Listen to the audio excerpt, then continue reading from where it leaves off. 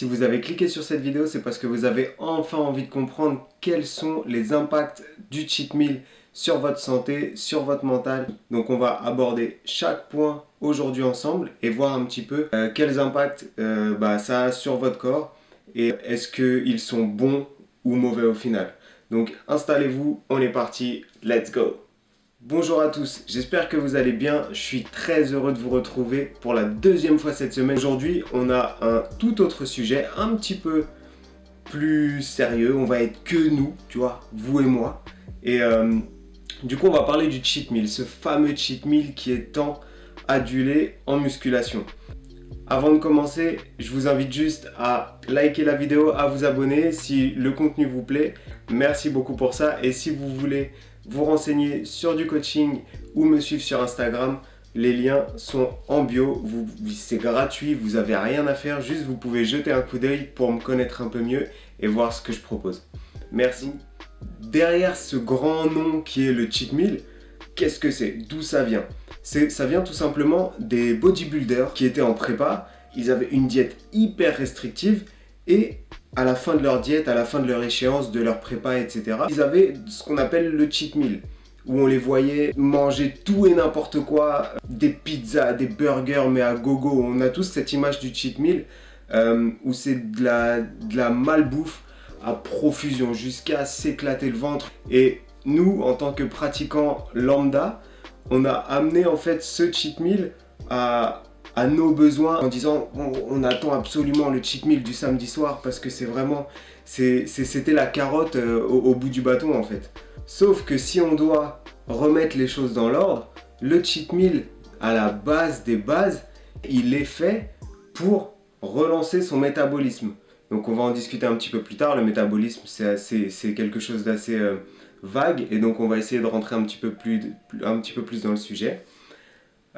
Donc de base c'était pour relancer ce fameux métabolisme et continuer à perdre du gras ou alors continuer à progresser, que ce soit à la salle ou physiquement.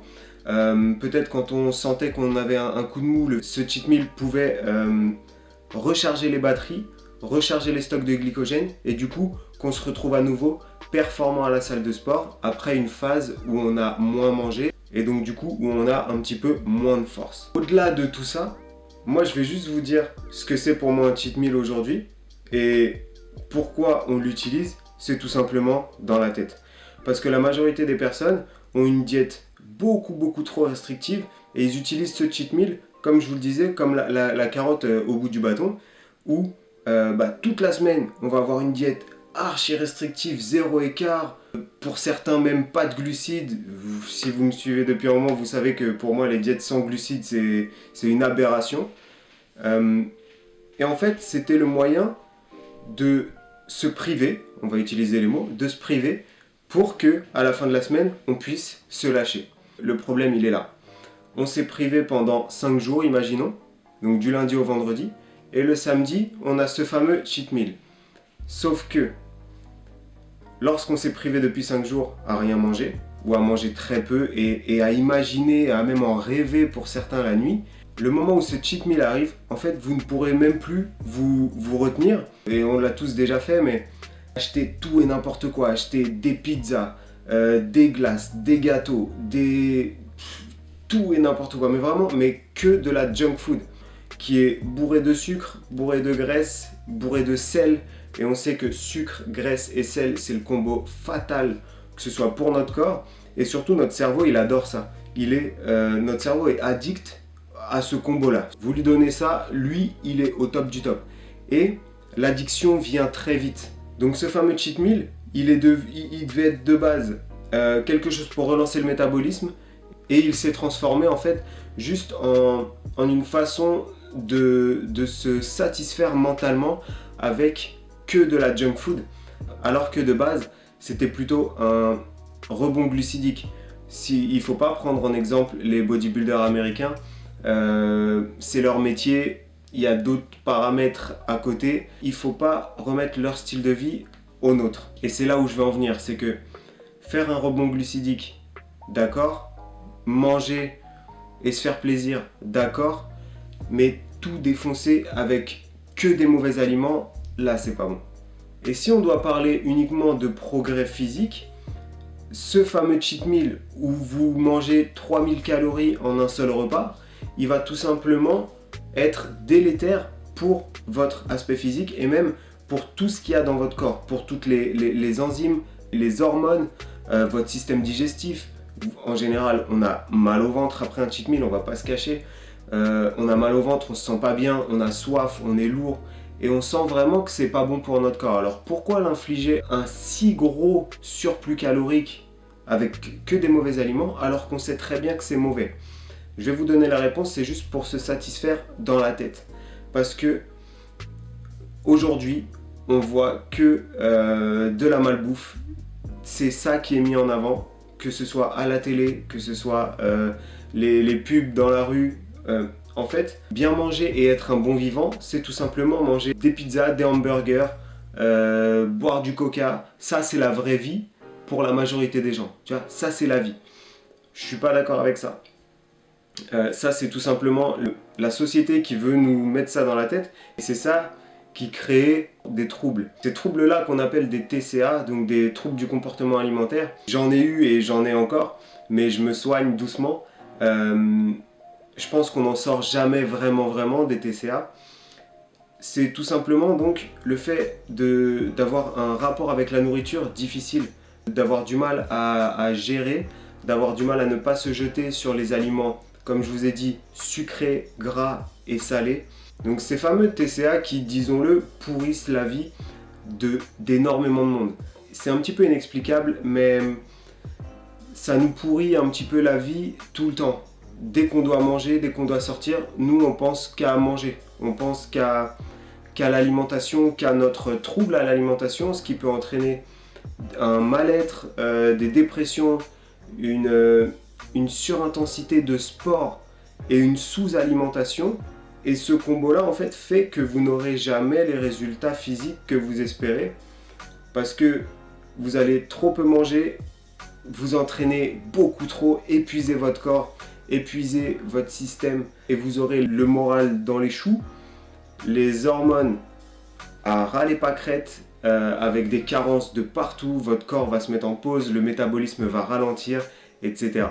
Donc quand on parle de métabolisme qui ralentit ou qui augmente, on va parler notamment d'une hormone qui est la leptine.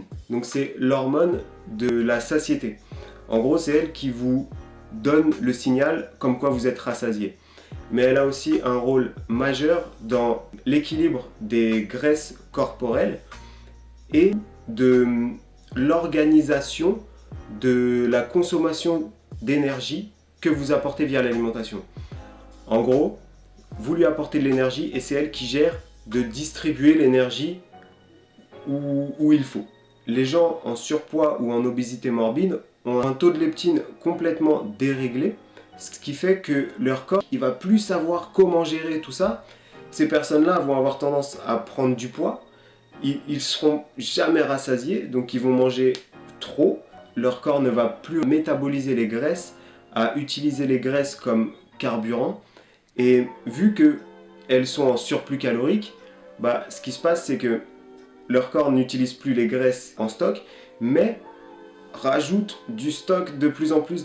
Et si on revient aux personnes qui mangent pas assez, justement, en fait, leur métabolisme va ralentir, donc leur taux de leptine va baisser, ce qui fait que le corps va se mettre en sécurité, il ne va plus utiliser les graisses corporelles comme source de carburant, mais au contraire, il va les stocker.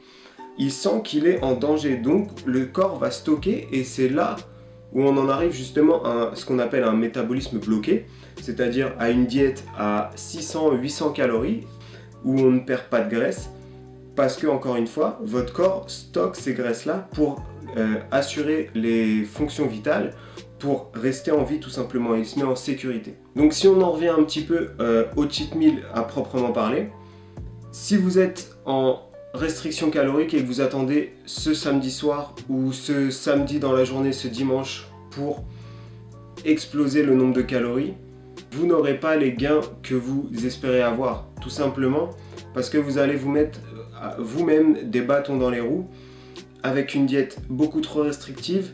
Donc votre corps ne va plus comprendre où est-ce qu'il doit se situer.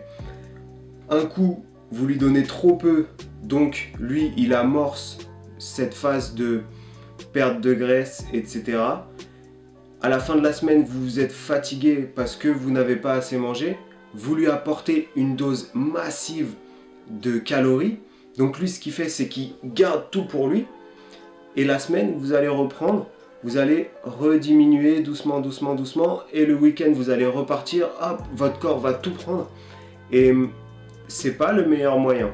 On sait bien que notre corps aime la routine, aime la régularité. Plutôt qu'un gros cheat meal, ça va être tout simplement d'avoir une diète un peu moins restrictive chaque jour, d'avoir des glucides, des lipides, des protéines à chaque repas et pas uniquement des légumes et des protéines. Parce que je sais très bien qu'en musculation, on est en diète, on se dit je coupe totalement les glucides. Non. Gardez les glucides avec vous. C'est vos amis. Les glucides, les graisses, vous en avez besoin pour vivre. Donc gardez-les, utilisez une diète plus stable tout le long de la semaine. Si vous voulez vous faire plaisir le week-end et que vous n'avez pas d'échéance de photos, de préparation, etc., alors faites-vous plaisir, mais modérément.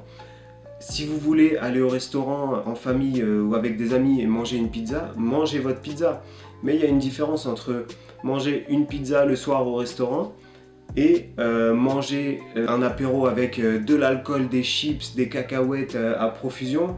Ensuite une pizza triple XL, en dessert une glace de Ben Jerry's où on a rajouté des M&M's, des gâteaux, etc. et qu'on s'est goinfré.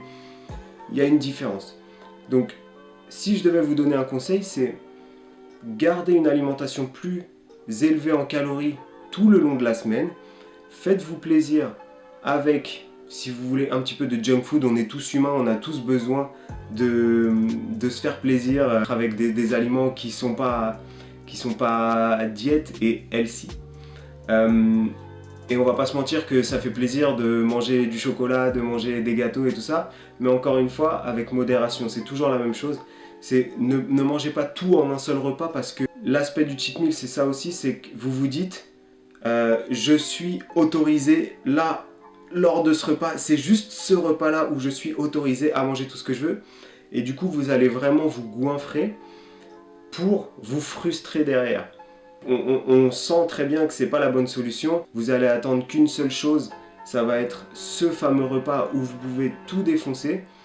Donc gardez ça en tête, essayez de fluidifier un petit peu votre alimentation, gardez un ratio d'environ, on parle tout le temps de ça, mais de 80-85% d'aliments bruts et sains et 20 à 15% d'aliments plaisir, et ça tous les jours. Vaut mieux manger un gâteau qui rentre dans vos apports caloriques journaliers plutôt que d'attendre le samedi soir et de manger d'un coup 2 paquets de gâteaux en 10 minutes.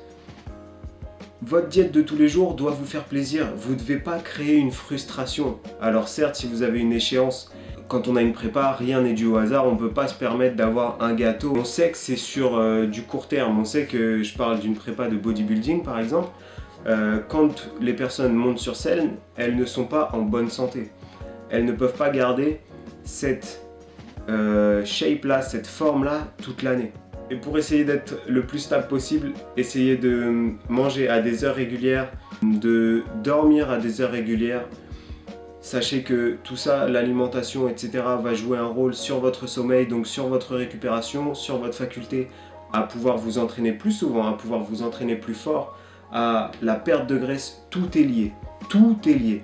On parle de la musculation comme un sport, mais c'est vraiment quelque chose où tout rentre en compte autour. Le sommeil, le stress, l'alimentation, c'est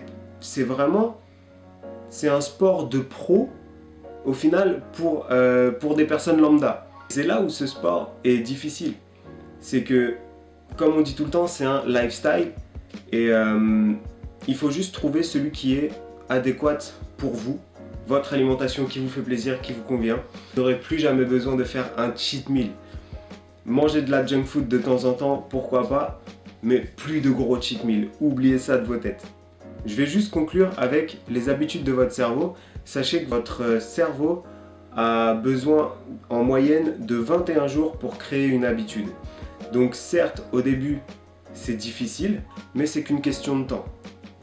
Au bout de ces 21 jours, en moyenne, encore une fois, vous n'aurez plus ce sentiment d'être aliéné et d'être attiré par cette malbouffe parce que vous aurez pris l'habitude de votre alimentation et vous arriverez à gérer, à vous faire plaisir sans tout exploser sur votre repas. Voilà, c'est tout pour moi aujourd'hui. J'espère que la vidéo vous a plu, j'espère qu'elle vous a aiguillé, qu'elle vous a appris des choses et surtout qu'elle vous a remis dans le droit chemin si votre objectif à vous c'était d'attendre le samedi soir pour avoir votre cheat meal et tout exploser. Merci beaucoup pour avoir visionné la vidéo jusqu'à la fin. On se retrouve très bientôt. Suivez-moi sur les réseaux, abonnez-vous à la chaîne et activez les notifications pour tout savoir et pour ne rien rater. Et je vous dis à la prochaine l'équipe. Ciao!